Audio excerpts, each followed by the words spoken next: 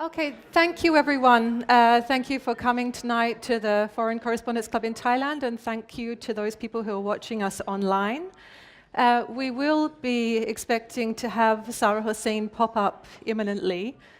She is with a client at the moment. She's been in court all day, as we said, with Shahidul Alam, the photographer who has been charged in Bangladesh for giving an interview to Al Jazeera as well as doing his online posts, and we hope to talk more about that later. I wanted to just kind of introduce you to why we're holding this event tonight.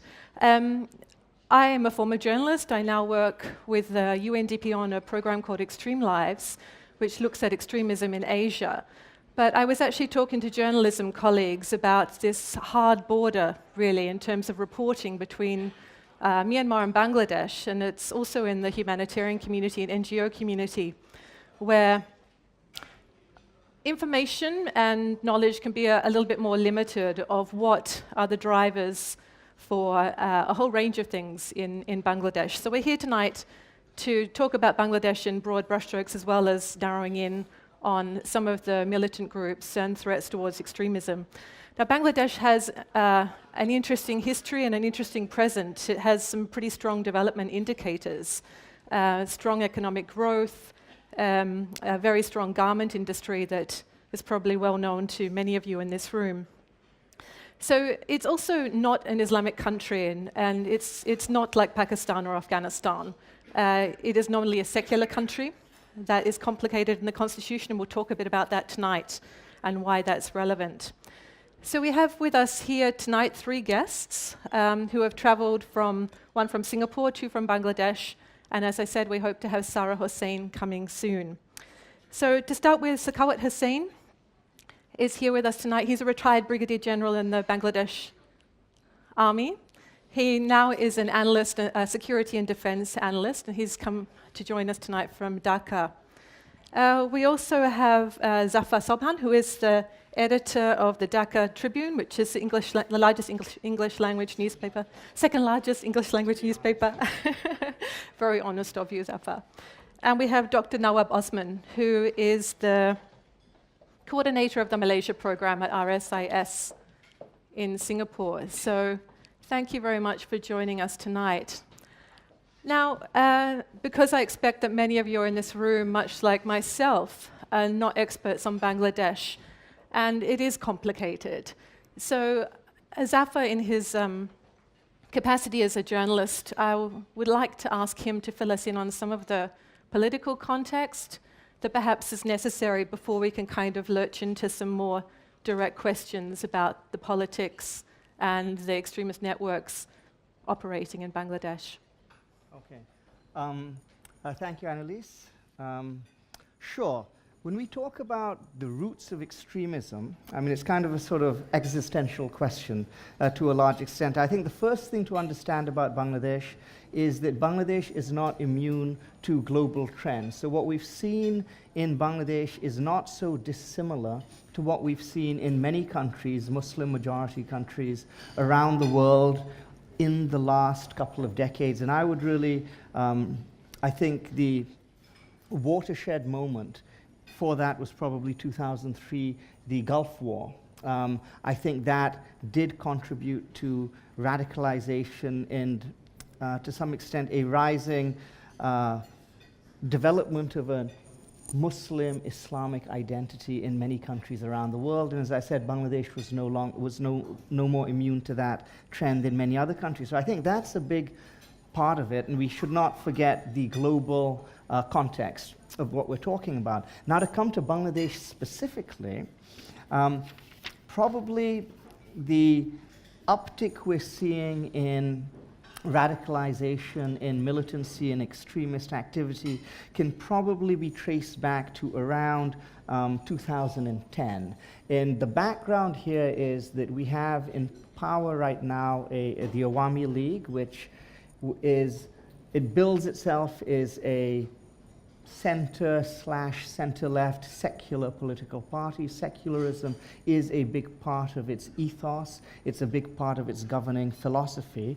They were also the party of independence back in 1971, and one of the things which they had done, they instituted when they came to power were war crimes trials. Now, as it happened, a lot of the people who were brought to trial under the war crimes trials, which really began in earnest in about 2010, were people from Islamist political parties who back in 1971 had opposed Bangladesh's liberation war on the grounds that they saw it through the lens of the breakup of Pakistan. So I wouldn't say that the Awami League government has targeted Islamists qua being Islamists, but because they started the war crimes trials, and a lot of the people who were brought to trial under that had an Islamist background, and so that really kind of set the that kind of set a certain mindset in motion. Fast forward a couple of years, we had a movement among young people in Bangladesh centered around the war crimes trials. It was called the Schaberg Movement. It got about 500,000 people out on the streets at one point who were concerned that, who were concerned that the verdicts which were coming down, the punishments which were being meted out, were not sufficiently strong. And as a result of this, I think there was a bit of a change of the mindset, and more severe punishments started being handed down. And I think that's really what kicked off a backlash. I think at that point then, Islamists within Bangladesh felt that they were under attack. They felt vulnerable. They felt that they needed to make themselves heard, and they needed to make themselves seen. And so essentially what happened after that is when we saw the uptick of extremist activity in Bangladesh. Starting in 2013, it became very violent. There were a number of killings, very brutal killings. We had people who were bloggers who had been written very strongly in support of the war crimes trials, who had been very critical of political Islamism, who had been hunted down and then killed. I think in 2014 a hit list was published with 84 names on it, of which 9 people on that list have actually already been killed and many more injured. The first person who was attacked was Asif Mohiuddin, who was a blogger. This was January 15, 2013. A month later, Ahmed Rajib Haider was attacked and killed, and since then there have been a number of high-profile killings. Avijit Roy in 2015, Washikur Rahman a month later in 2015. And so that's really kind of the political background to the rise of extremism, the killings, and of course this all came to a head in 2016, July 1st, when we had Bangladesh's really first major sort of terrorist attack, the kind of attack one sees in other countries, but we never really had anything like that in Bangladesh at the Holy Bakery restaurant, which ended up with 22 diners at the restaurant being killed, plus 2 police officers. And it was, the diners were Italians, Japanese, 1 Indian, and the rest were Bangladeshi.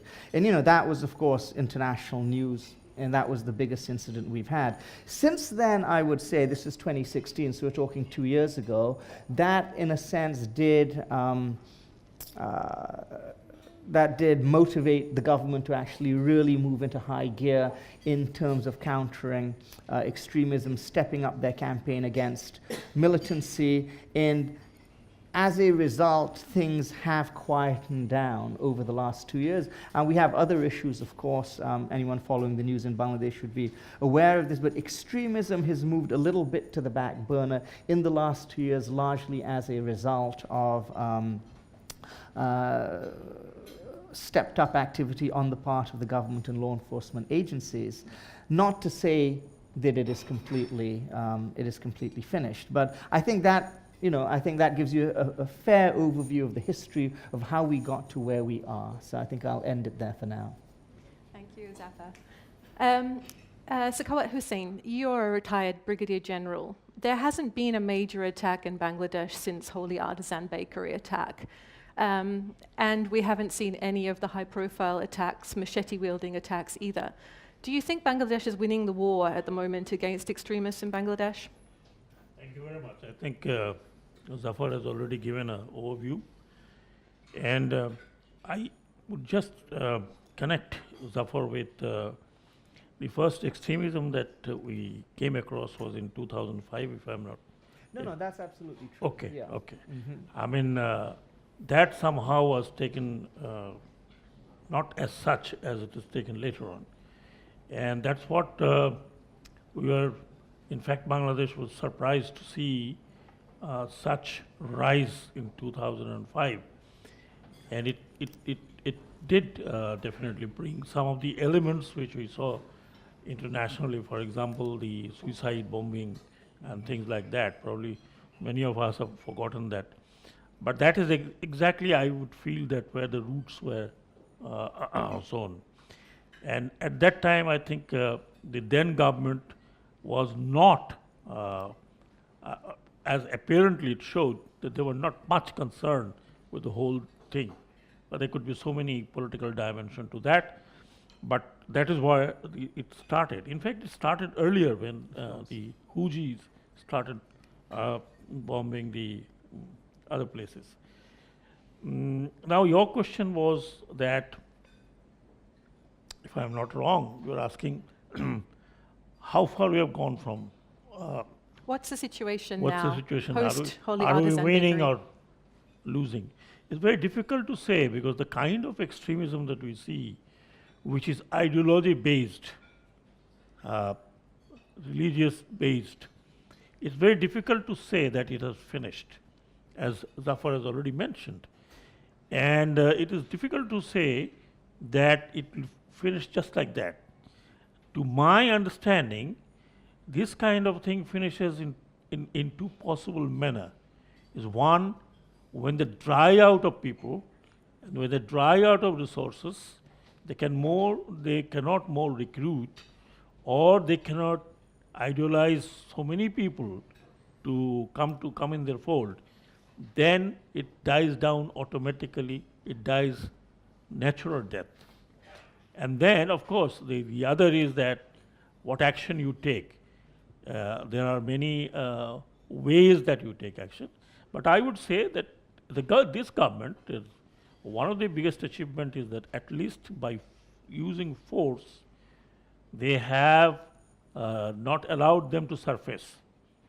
Particularly, I would say a watershed is holy artisan. And after that, so many development has taken place in this anti-terrorism. There was anti-terrorism squad. There's a new sort of equipments have brought in.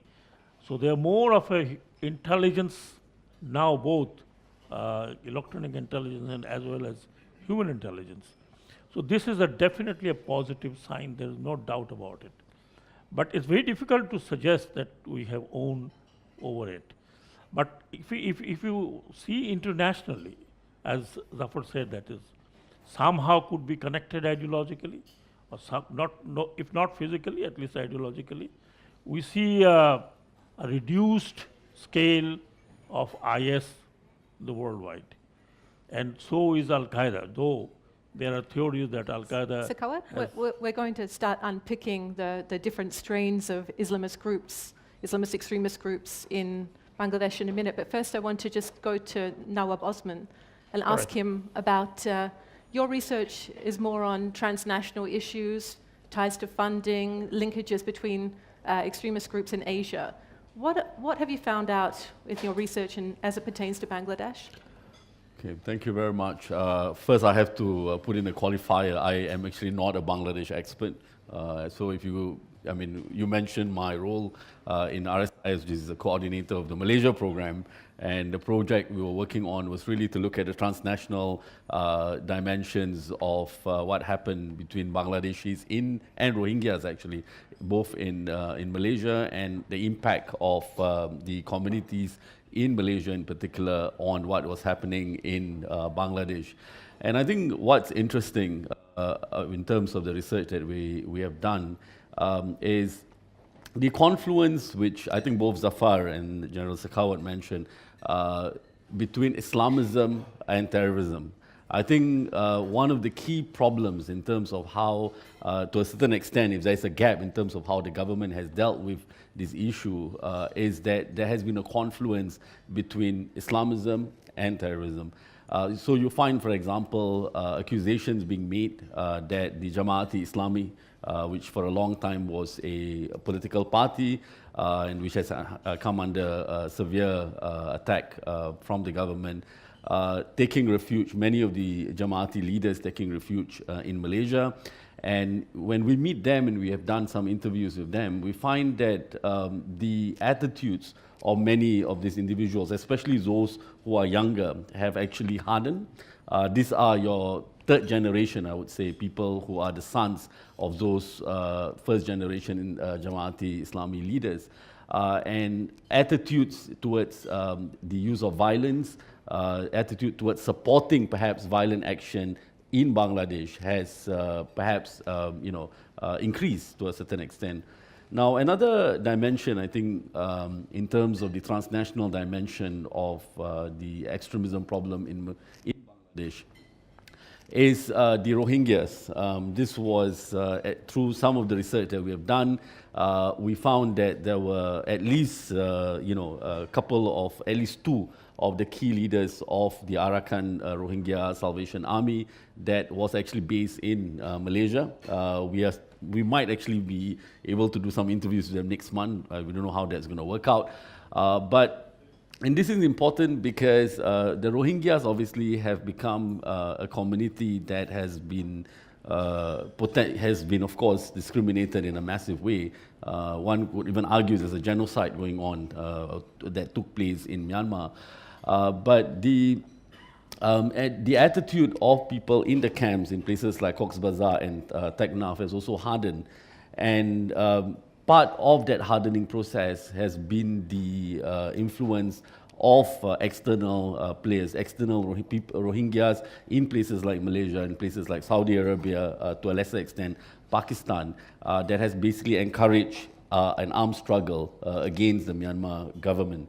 And I think these dimensions are areas of gaps, especially from the Malaysian perspective, because when we look, the fact that you actually have key leaders of many of these organizations based in Malaysia and have not necessarily come, have not been arrested or not, the fact that we were able to meet them and interview them shows clearly that there is a gap in terms of the transnational dimension of how the intelligence services have managed the problem. I'm going to end. Okay, thank you, Nawab. So I want to, in the next few questions, kind of unpick what could be classified as political violence and perhaps domestically motivated versus transnational, international groups operating inside Bangladesh. So first of all, what evidence is there that Islamic State-affiliated groups or Al-Qaeda-affiliated groups are active in Bangladesh? Sakawat, what's your view on that? I think there's no proof as such that Al-Qaeda or IS has anything based somewhere in Bangladesh. But as I said, that when you have a kind of ideology, and that ideology, if you believe in that, is just like leftist movement. So that is what I believe that influenced some of the people, but not, it's not as such, and whatever my small study says, there's no evidence that there has been an IS or Al-Qaeda, though there is a AQIS, Al-Qaeda in the Indian subcontinent. But so far, those who have been arrested, those have been taken into custody, the statement we get, none of them has ever said that they have. But then, of course, there were some people who had gone to Syria, and some of them did come back. But the picture that we get from Holy Artisan, that shows that they were followers of IS. But I don't know whether they are really member of IS, or they just did it, or they were influenced by IS to do it. So Zafar Sobhan, there is mixed beliefs and understanding of what the role is in Bangladesh. Some people claim to have evidence that these groups are operating at least as proxies. What have you found in reporting this story? It's a difficult story to report, as Mr. Sakhawat has mentioned. Getting proof positive is difficult. Now, if you look at the communiques which both IS and Al-Qaeda bring out, they talk very extensively about their operations in Bangladesh as well as in other areas. Going beyond that to actually concretely being able to link it is difficult. And of course, part of the problem is how these organizations operate. I mean, they kind of operate largely on a franchise model. So, I mean, I think it's certainly apparent that there are links. Does that mean that there are operational links in that anything happening in Bangladesh is being planned or conceived in, let's say, in the Levant, in where IS is headquartered? There doesn't seem to be any real evidence of this. There have been videos surfaced of Bangladeshis who are operating in the Middle East, and they've given calls to arms, and such as that. But again, if we're talking about operational control, there doesn't seem to be evidence of that. However, if we're talking about links, I think the evidence certainly does suggest that there are some kind of links. It may be formal, it may be informal. And of course, at the end of the day, I mean, I think a lot of it is a kind of a, sort of a tomato discussion. You have the government in Bangladesh prefers to refer to the organizations in Bangladesh as Neo-JMB. That's the one they try and use. Perhaps you could explain what that means. JMB is Jamaatul Mujahideen Bangladesh, and they're a fairly well-known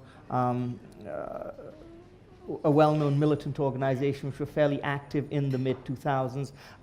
Brigadier Shekhawat had mentioned that actually was when the process really had its genesis. And so a lot of the people who are being captured, who are being targeted, had their roots in this organization. Now, whether they have sort of renamed themselves, whether they've rebranded themselves, how and to what extent they do have links with outside organizations, I think there are different ways of looking at it. I'm not sure that is I'm not sure how useful that is a question, in a sense, because at the end of the day, what we're really concerned about in Bangladesh is what's happening in Bangladesh. Whether or not the militants who are active in Bangladesh, to what extent they are tied in or linked to militants outside, I think obviously it makes for a sexier story in the international media, and so those links are something which people are very concerned about. I wonder myself whether that is necessarily the most relevant consideration. Okay, well, let's take the opportunity to pivot to something a little bit more thorny then, seeing you brought it up, the internal issues in Bangladesh. Sure. You mentioned JMB, a group that wants to overthrow the state, essentially. They want to install an Islamic State. Other groups like Ansar al-Islam Sure. May have links to Al-Qaeda, may not. How did these groups, how did they grow? How did they gain and maintain momentum? Okay. Well, it's interesting, you see, this is something which Dr. Usman had mentioned. A lot of the times people are captured or they're interviewed or you find a lot of these people who have moved into militancy over the last few years have actually roots in more mainstream Islamist political parties. Now then the question is, well, what does that mean? Does that mean that they are essentially a military wing of the Islamist party, or are these people who have grown disenchanted with the political process and have decided that there's nothing really to be gained by continuing down a political process and have decided that they've become hard and they're going to become more radicalized? It's a difficult question to answer, and it's possible that the correct answer is somewhere in between those two extremes, that they are not necessarily the military offshoots of political parties. Nevertheless, a lot of their activities may be things which some of the Islamist political parties, they might condemn the more militant actions on the surface, in their public words, but maybe under the surface it's not something that they necessarily have such a big problem with. That particular connection is a hard one to is a hard one to sort of determine which level it's at. So, Noah, Zafar spoke about linkages, whether or not there are to the Levant, to Islamic State. We certainly know that many Bangladeshis have traveled, not a huge amount, but a significant amount. What about linkages to groups in Southeast Asia, to Islamic extremist groups in Southeast Asia? What have you found out about those groups in your research? I think what's interesting about the, this issue with regards to extremists, Bangladeshi extremist groups operating within Southeast Asia, is that the focus is actually very much on Bangladesh. This is true also for the Rohingyas. There has been very little attempt for them to try to target the host countries. For example, Singapore arrested, 2 groups of Bangladeshi workers, supposedly who were linked to IS, and they were fundraising. Apparently, they were also supporting some. They were planning attacks back in Bangladesh, but they had no plans at all with regards to anything in Singapore itself. The same can be said with regards to the Bangladeshis in Malaysia. I think what we find is that you have different groups of Bangladeshis. The first being those who are better educated, who came basically, your upper middle class, upper class types. There's a very small number of those who might have been radicalized actually in places like Malaysia.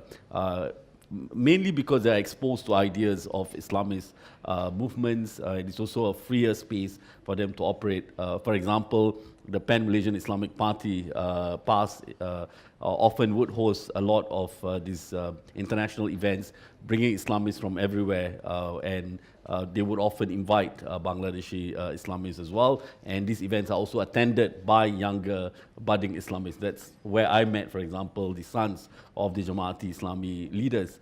But there's very little evidence to suggest that they are cooperating with groups in extremist groups in Southeast Asia to plan attacks, for example, in Southeast Asia, or to plan joint attacks back home in Bangladesh. So it's very much the fundraising, the activities are centered on how to destabilize Bangladesh.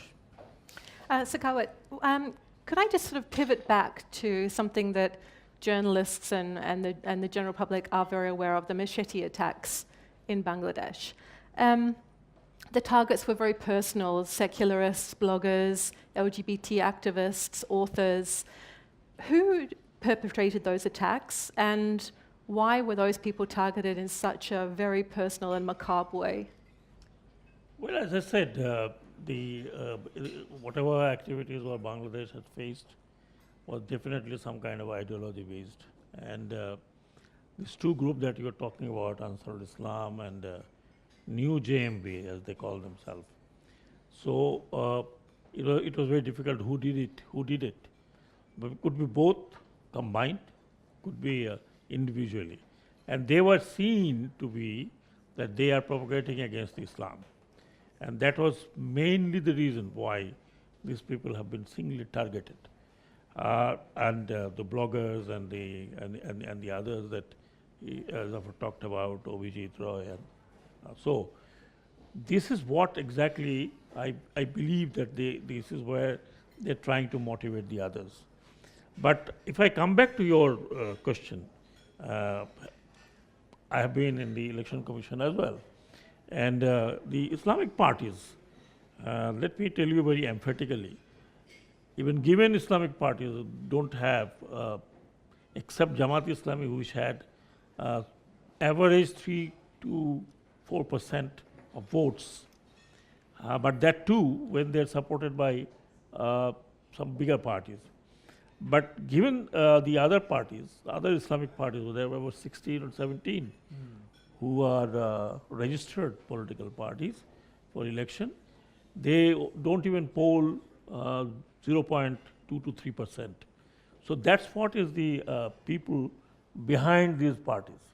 So thinking that they would do and overthrow any government by doing all these things and linking them up, I think it's very difficult in Bangladesh, because remember that it's a very densely populated 85 to 90% Muslims.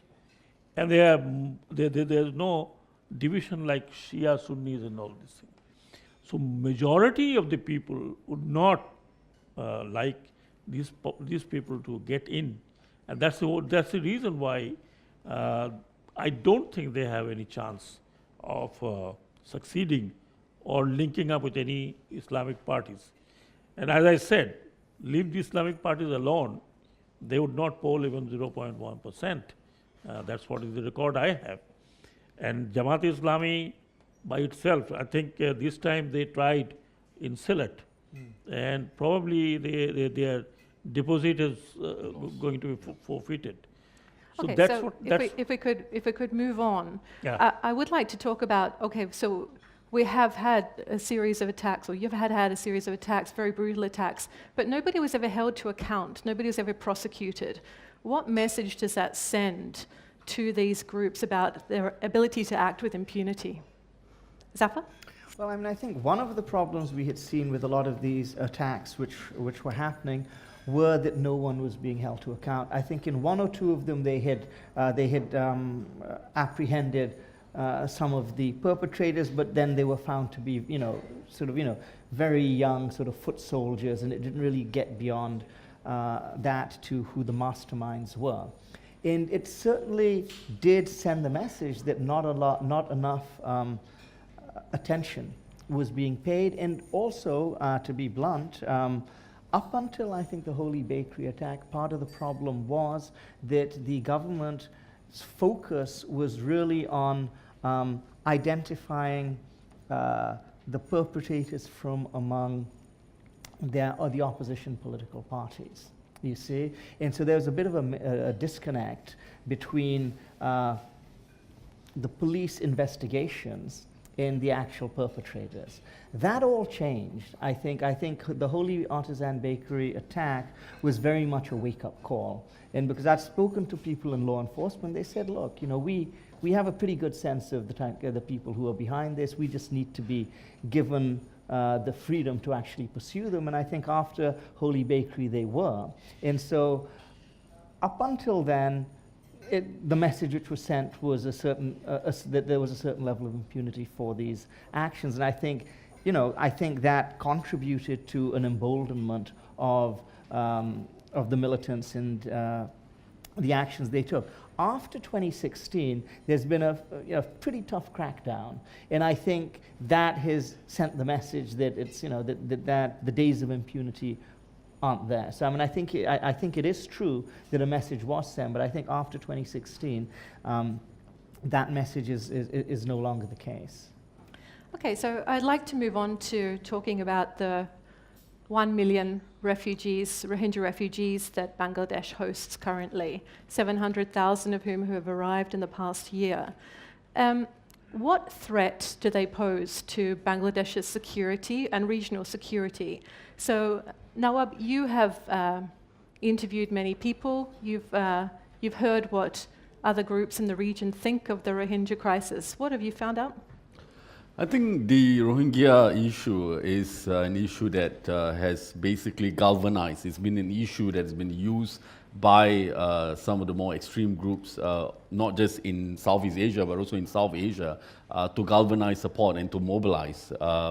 Now, they have been a lot less successful in terms of recruiting the Rohingyas itself. For example, many of the Rohingyas we met in Malaysia and also in Indonesia. There's a small Rohingya community in Indonesia. They are generally not interested to be involved in any kind of extreme activities. They are also concerned about their position in terms of just surviving on a day-to-day basis. Now, but in the camps itself, I think there are a couple of trends that perhaps needs to be observed. One of which is the the educational facilities that are being provided for, which tends to be provided for right now. I think there's several hundred, if not about 1,000 madrasas in the camps alone, in Cox's Bazar, in Teknaf, which are all actually linked to the Hafazat movement. And the Hafazat basically is the movement that came out after the Schaberg movement came out, basically to quell or to put pressure on the Schaberg movement.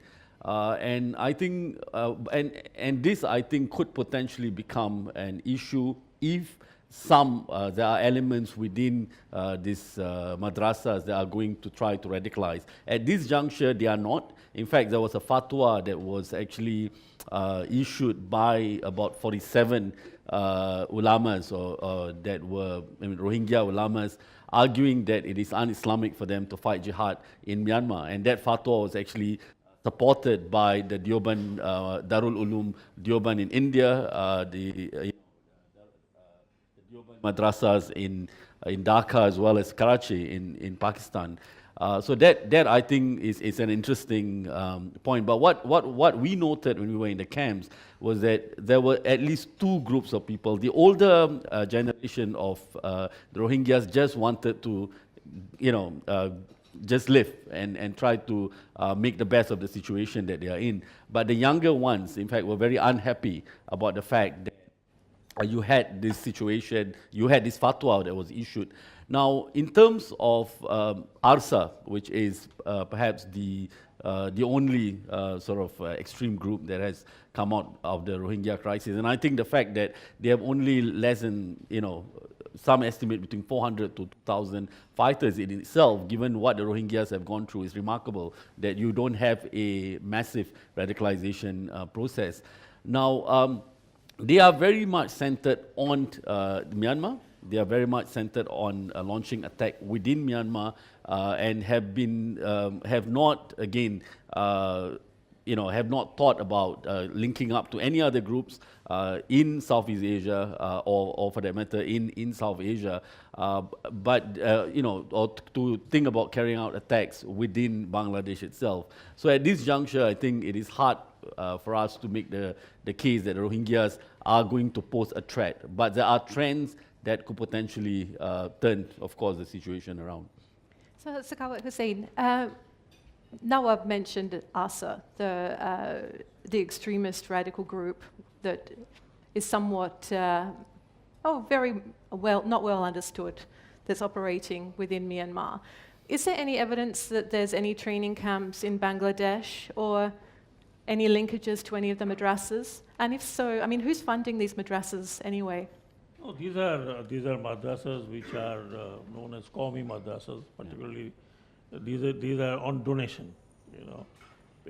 People donate to run these madrasas. Some of the rich people, they just establish one. But as far as I'm concerned, ARSA, I don't think ARSA is such a big organization, because the Myanmar is already having, I think, 16 or 17 most dangerously poised insurgency in for last 70 years. If ARSA was that strong, then probably the Rohingyas would have been safe, if I say so, because there are Karains, there are others, they are fighting for last 70 years. The problem where is that, no, I don't think that we got any evidence that they are still linked with or yet linked with any of the madrasas. But I wonder, the madrasas must have been approved by the government, otherwise how can they function within the camp? I don't know how many are there within the camp. But the other point is that no, there could have been some, let's say before 1992, but not any further any camp inside Bangladesh. And the Bangladesh security force is very much active because we have a hill track problem, which has been resolved, but then there are some other elements which are functioning. So I don't think ARSA is that big a threat like any other Myanmar group who are fighting within Arakan, there are two groups fighting. Is one Arakan army, two of the Arakan armies. So I don't think, and the government is very much aware of the whole thing. Okay, so Zafar, what's your take on the challenges posed by hosting 1 million Rohingya refugees, people who, under similar circumstances, could be considered ripe for radicalization by outside groups wanting to exploit their hardship? Yeah, I mean, I think that's the obvious concern. I mean, one has to be very cautious here because I think it is important whenever you have a large displaced population in any country, and certainly in a country like Bangladesh, which is so densely populated, is it's very easy to demonize the newcomers. It's very easy to say, well, you know, these people are here, and look at them, they're taking up space, they're taking up resources, they're less educated, they're having lots of babies. You hear this kind of rhetoric all over the world, when it comes to sort of people coming across the borders as refugees.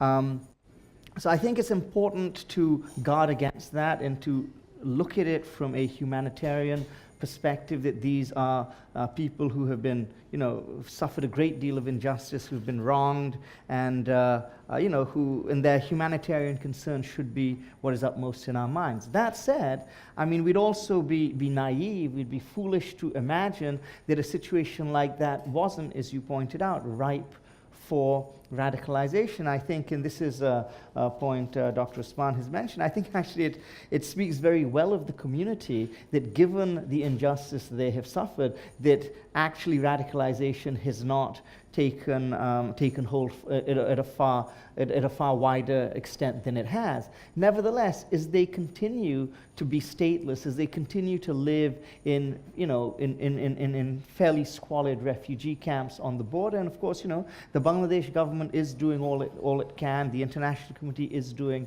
all it can to try and make things more bearable, but it's not a good situation, and there are going to be people who see it as an opportunity to see it as an opportunity to go in, preach, try and convert. And I think it is, I think it's a risk. Wherever you see, 1 million people, stateless, put together, in that kind of a condition, I think radicalization is a concern.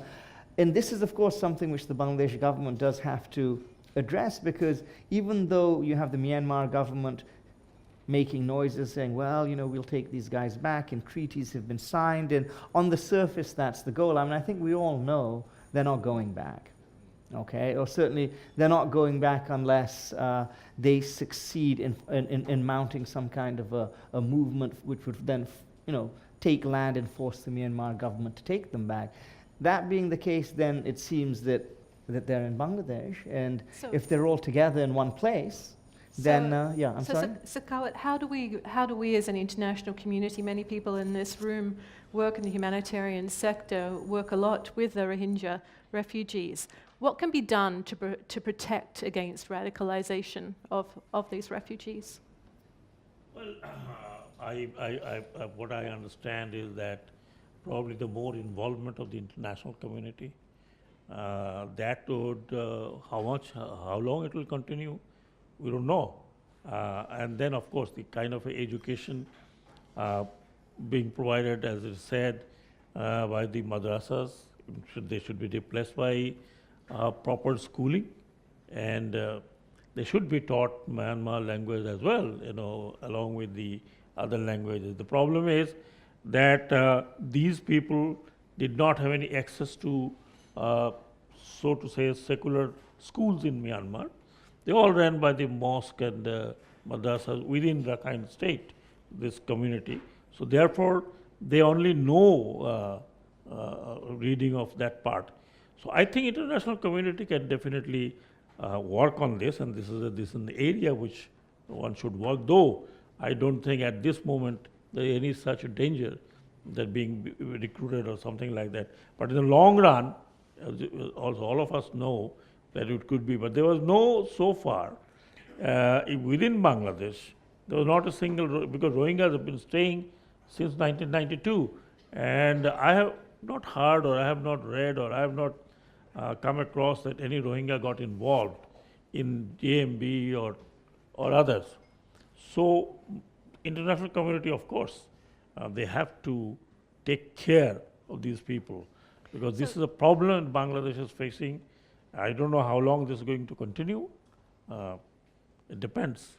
So, Nawab, you have been looking at some of the funding coming in from Malaysia in particular, which is a reasonably well-known conduit for terrorist financing. Well, what is that money going into? Is it going into the madrasa system that Sakawat was mentioning there?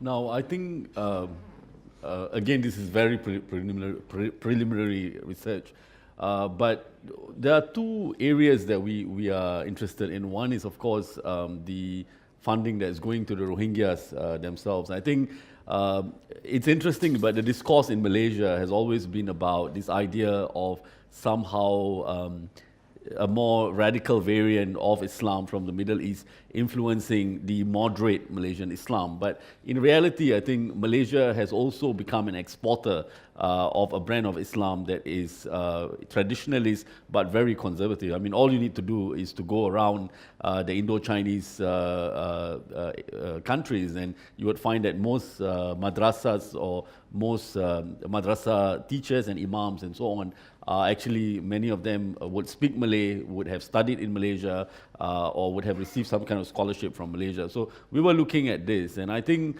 one of the areas that we were concerned about is the involvement of some NGOs that are considered to be a bit more Islamist in its sort of ideology that is basically supporting Rohingya activities. And this is not just in Cox's Bazar or in Bangladesh itself, but also in Malaysia. So most of the assistance that have been given to the Rohingyas tend to come from these Islamic NGOs that are conservative. And I think there is an impact in terms of how people are looking at Islam. Not so much that they're becoming extreme, but they're definitely becoming a lot more conservative. And you add that with already some of the cultural, perhaps, norms of the Rohingya community, very patriarchal community, for instance, and you would find the outcome of it to be fairly negative. I mean, one interesting couple of people that we met, were trying to do more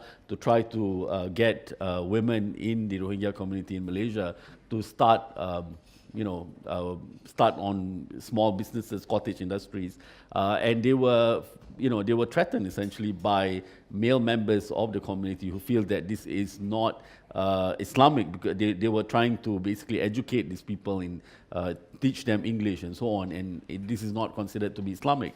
And they would rather go with the more conservative Islamist NGOs that is basically funding madrasas, funding religion in that sense.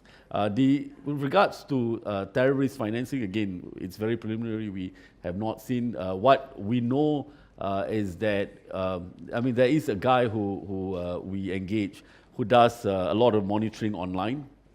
He claims that there has been some donations that have come through Bangladeshis working in Malaysia for some of these groups in Bangladesh. But again, it's very, very early, so we can't say much to it. Okay, if we can dial back to more domestic politics in Bangladesh, there's an election due to be called in the next coming months and will be held. Last time there was an election in 2014, there was a lot of political violence on the streets. What can we expect this time around? Zafar, do you want to go first? Okay, though I will, but we have a former election commissioner, but I'll say that. Yeah, we have elections coming up. I mean, I think right now the way things are looking is that you have the leader of the opposition who is in jail. Whether the BNP are going to take part in this election or not remains an open question. Because they didn't in the last... They didn't in the last election. And it could be two things. I mean, one, they could voluntarily decide to sit this one out because they are not convinced of this level playing field for them. It could also be that they will be disqualified for various reasons. If the government really decides that this is an opposition party they don't think should have that platform, and they have raised a lot of allegations against them. So that's also, I think, very much on the cards. And then, of course, let's say the third alternative is that there is an election and that the BNP does participate. What is their ability going to be able to organize themselves and actually participate in a meaningful manner? All of these are open questions. So how does this lack of political space then, with such troubled political landscape, feed into radicals, extremists, Islamists? Does it give them an opportunity to organize more or to become more entrenched? Well, it's an interesting question. I mean, if you look around the world, you can look at sort of, one can raise the question of, countries like France or Belgium in Europe where we see terrorist activities, but there's really no problem with the democratic system in those countries as far as I'm aware. And so, you can ask yourself the question, well, how come in countries like that, which have a perfectly healthy democratic political culture, we're still seeing radicalization? Why are we still seeing extremist activities? Is there necessarily a connection between a lack of political space and extremism, given that a lot of the extremism we see rises in places where there appears to be ample political space? Nevertheless, so I think that's a question worth considering. Nevertheless, I think it also stands to reason that the less political space exists, obviously I think that is going to be an impetus to more militant tendencies. I think a lot of people are going to take the message that participating in the political process is a dead-end street, and that they are better off trying to look at sort of extra political avenues, going as far as militancy and radicalism. So I think that danger certainly exists. Can I chip in on this? Yeah, I think sure. The examples you've given they are not Muslim majority examples, but we have seen the examples of Algeria, Egypt, many other, and for that matter, even Bangladesh. I mean, if you think about it, the perception of the Islamist political path, that the constricting of the space, or at least the perception that there's a constricting space, actually led to more violence. And I think there are many, many other examples that suggest that there is a link between, curtailing the democratic space and, a rise in extremist behaviors. And I think this is one area which I think needs to be looked at. I think it stands to reason, Zakawat, what do you think? You're a former election commissioner. What are we likely to see on the streets? I mean, obviously you can't at this point predict who's going to participate or not, but there is a history of violence around elections. Two political questions, whether the parties would participate or not, but I see signs and symptoms, as I see till I left Dhaka, that it's not going to be like 2014. Definitely the other parties would participate, and I understand, with my understanding of a little bit, that BNP may what come to also participate in the election, either to expose the election itself, or they would participate for contesting the election. I don't think they can really afford to not participate. I'm talking about theoretical part of it, that they can afford to not participate in this upcoming election for two reasons.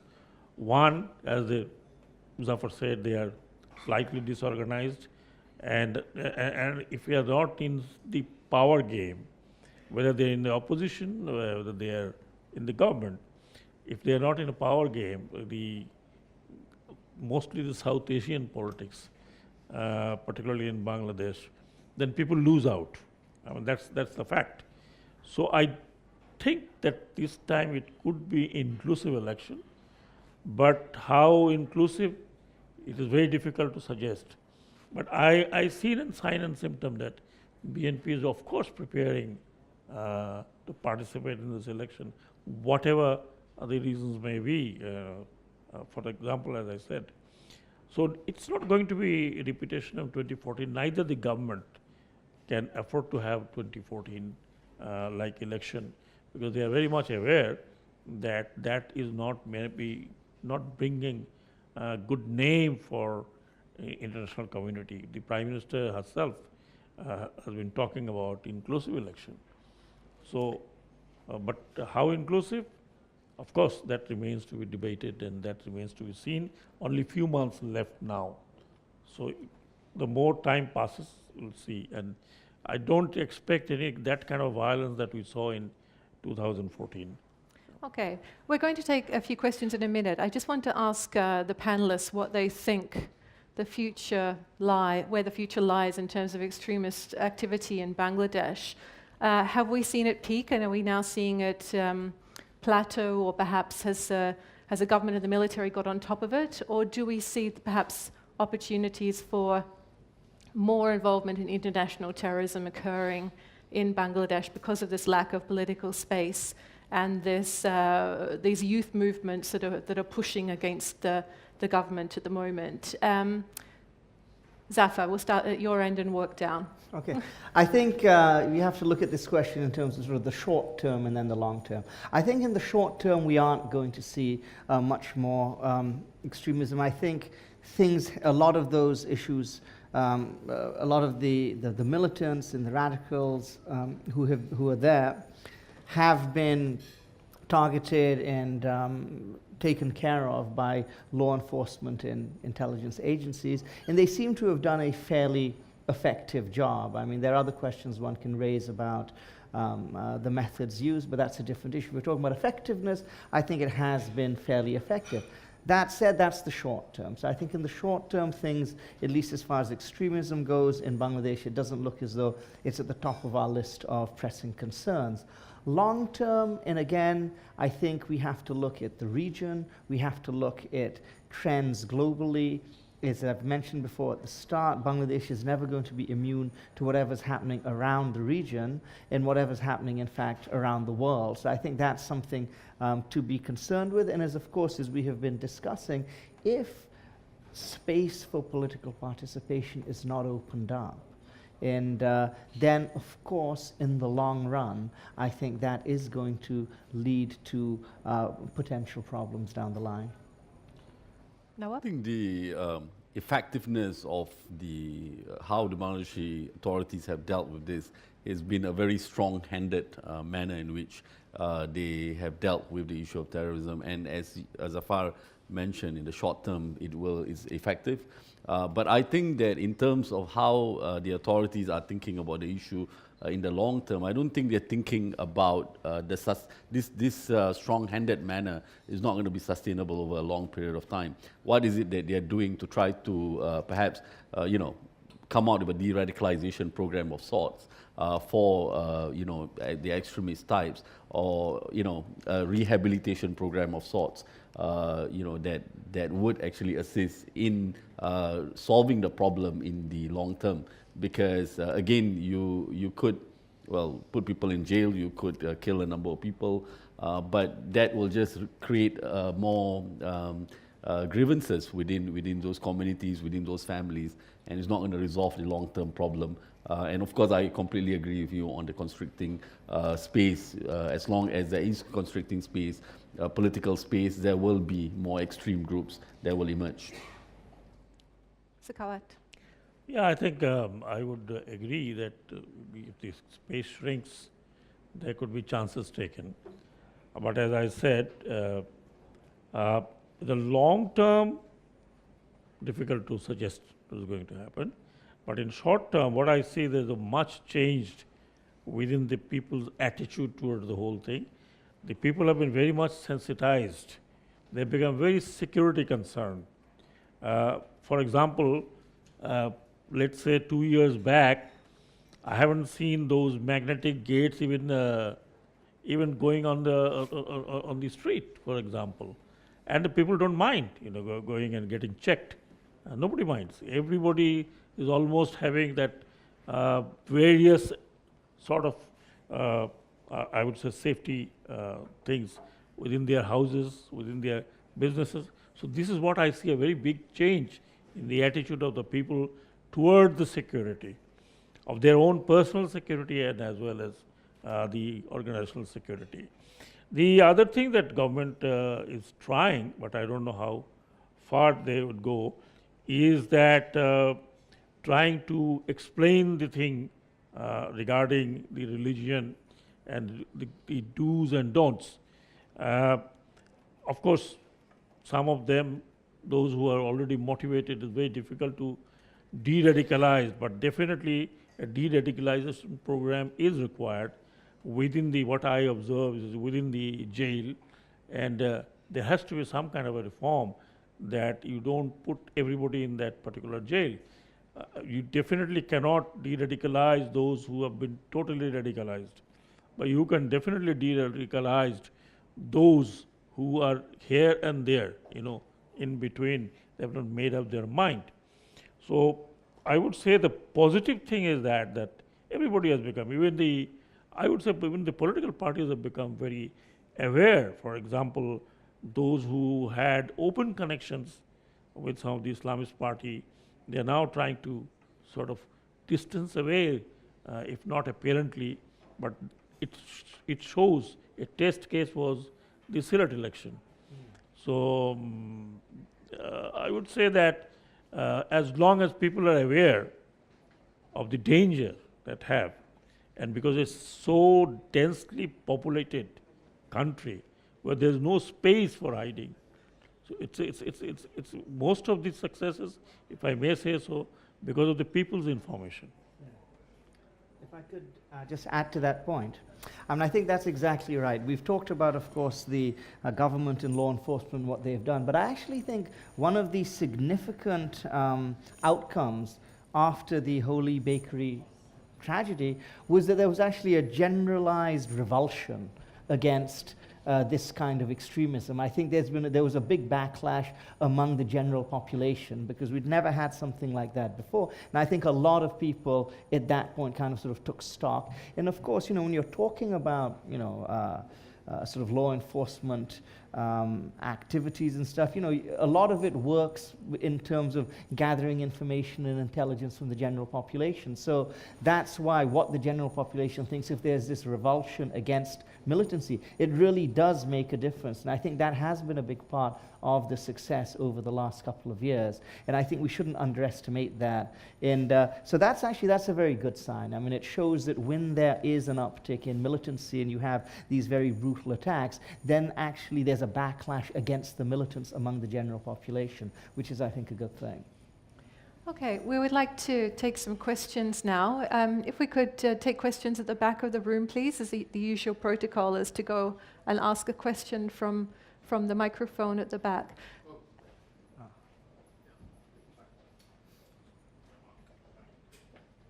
So would you like to start off while you're there? Just if you can speak loudly. Okay, you need to step up, I'm afraid, or else we're not going to hear your question. Sure, you can go first. Microphone. Thank you.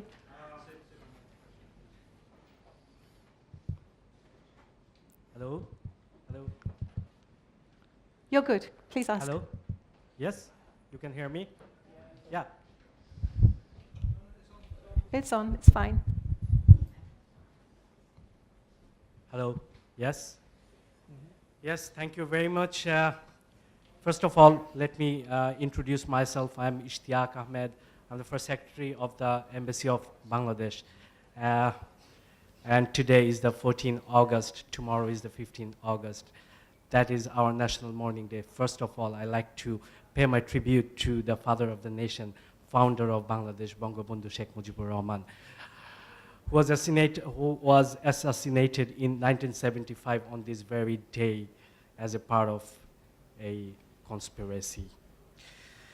And first of all, I'd like to thank the organizers for organizing this event and, of course, inviting the embassy. And, of course, I'd like to thank all the people attending today's event, and thank you for all of your concern. Yes, basically, I do not have much question. Like to agree in most of the points with the panelists, respected panelists. First, I thank Mr. Zafar for actually pointing that out, that the terrorism in Bangladesh is basically not out of the trend, what's happening all over the world. And yes, but well, I do not think there is any direct linkage between the war crimes tribunal and the terrorism here and there. And thank you for pointing out last 2 years, it's especially after the Holy Artisan attack, the stance of the government, the strong stance of the government, the zero tolerance against terrorism has worked really good. And as respected panelist, Brigadier Shakawat Hussain highlighted that using of force. But I would like to add one thing, that is in the society, the government has aroused certain kind of sensitivity and awareness, social awareness. That's why now the parents are more concerned what their children are doing, what their children are mixing with. Actually, this worked really well. And on the other hand, in Bangladesh, it's really a tightly knitted society. In our country, basically society knows what's happening where. So you can see in last 2 years some effort of terrorism were foiled by the law enforcing agencies with the help of the people in the society. It is good that last 2 years we haven't seen any major terrorism. It was so unfortunate, the Holy Artisan incident, that we believe and we always talk about the hospitality of Bangladeshi people towards the foreigners. And that's why we are renowned for. But that image was really badly tainted through that attack. Perhaps that was the objective of the people who... So could we, if you've got a question, could you please get to it? And we need to move on with other questions. Thank you. No, I do not have, in most of the things, I agree with the respected panelists. And well, I thank you very much. I do not have any real question in that sense till... Thank you. If we could move on to the questions, but, thank you. Later on, if I have... Thank you very much. My name's Jeffrey Goddard. I'm a journalist who worked in Myanmar for a long time. I have a question about the Rohingya. But the person to whom I want to ask it... So please go ahead. This is a question for Zafar and Brigadier General Shakawat.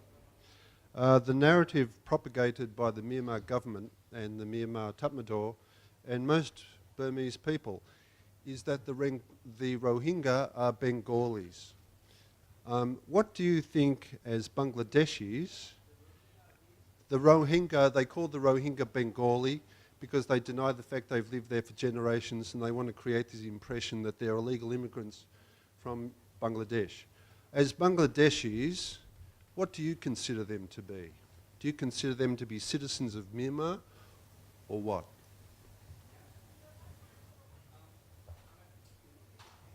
Speaking, can I, yeah?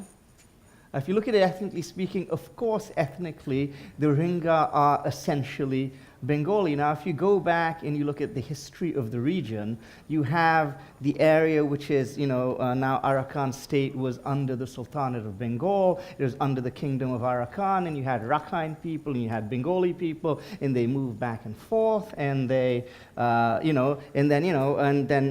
the border was drawn in 1947, you had some Rakhine who were found east of the border. You had some Rohingyas.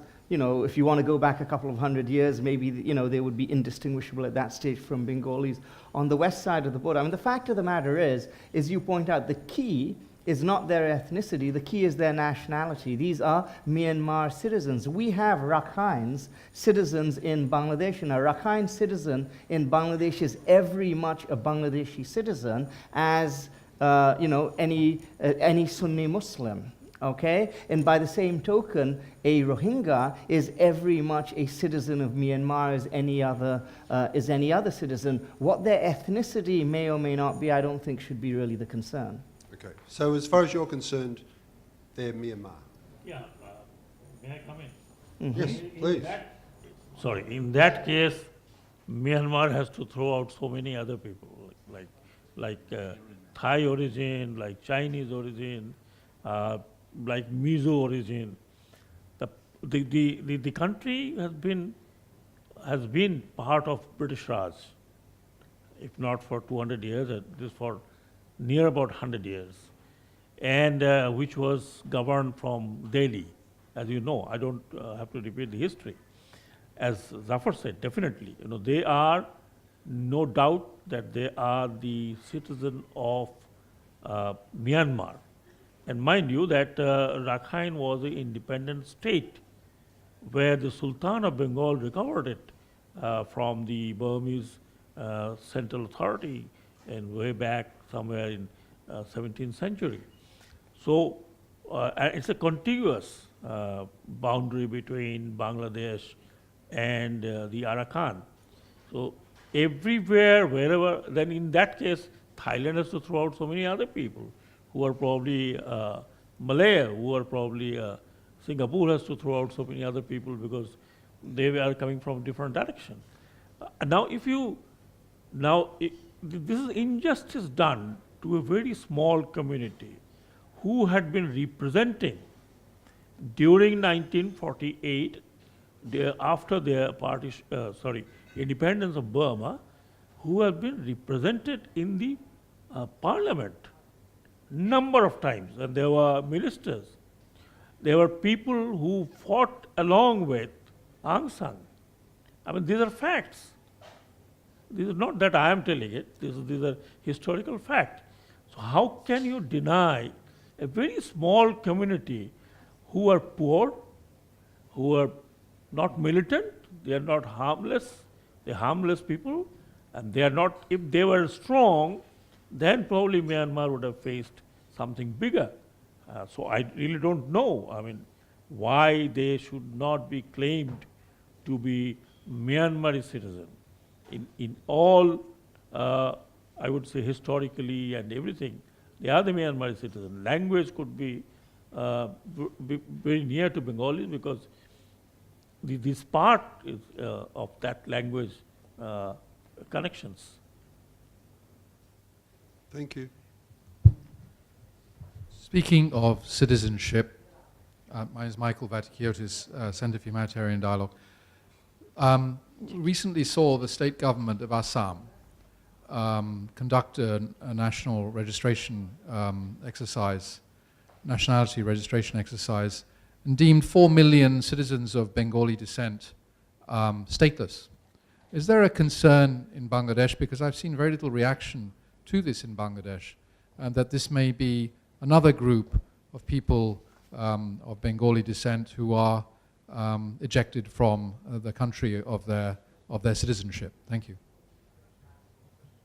Who should, you want to take it? Who you would, okay. At present, I don't think they are going to be a big threat in Bangladesh, even if they are not given recognition as such, because India is a very complex country and it has its own complex political dimension. For example, it's not that the central government wants to throw them out, it's a state government, and the other state government which says that they cannot be thrown out. If they want to, they can also absorb those people. So it's kind of a game, political game, which is going on between West Bengal and Assamese. But of course, we would be very much concerned. We are very much aware that this might happen. But as they said, that they have gone after 71 before 71, I don't know. Today in Bangladesh, the economic condition is definitely much better than Assam. So nobody would like to, go from here and get settled in Assam where they would have nothing to do. I don't think, I really don't think that India can do it, because it's a very, very democratic country and its judiciary is very strong. They have already come up with some of the Supreme Court verdicts, and so it's coming election that is probably making all these. And who is going to capture power in West Bengal, which the ruling government is trying to do it, and the Mamata is doing opposite. So there's this very complex political issues in India. I don't think India would be doing that what the Myanmaris have done. Thank you. I would just like to take this opportunity to say we are going to take some more Zafar? questions from the floor, but we're just going to cut the live feed now that's going out on the UNDP website, but we will continue to take questions from the floor.